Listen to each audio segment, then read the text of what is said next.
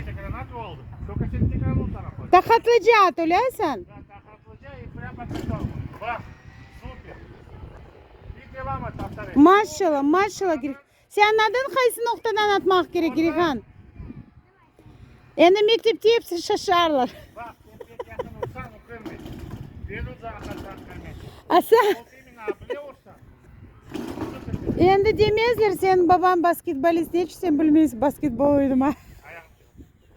Oturdum.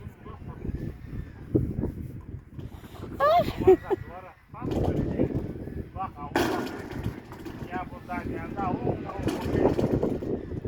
Hasan ya tepedeki koşuyorsa dipteki? Tepedeki. Girikhan doğru ama tepedeki.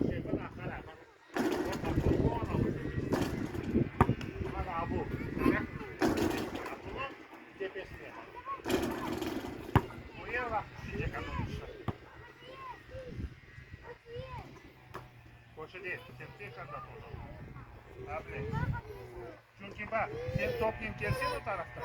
Sen abiye bu yüzden birkaç bundan. Sen bu taraftan ucum yaparsın.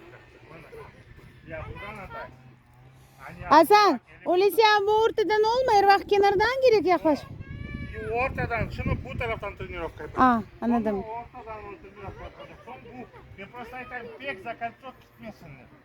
Şit yardım etmeyecek onlara orada. Atak şit yardım etsin. Bana. Pek şey, только ben ayaklarını koydum kendini. Если bu tarafa aylanırsın. Если sen bu taraftan çaparsın, sen öyle böyle durmayın. Вот abla. Только yakın gelecek. Bir ayak bitti, ikinci başlığını. Bana bu ayak yakası bitti. O ucu başlandı. Высаживайся.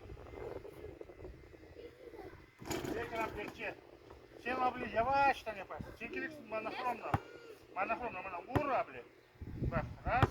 И вот он подскакивает, он attı. Все. Раз. El aylandırar. Раз. Gördün mü? Bak. Bak. Abla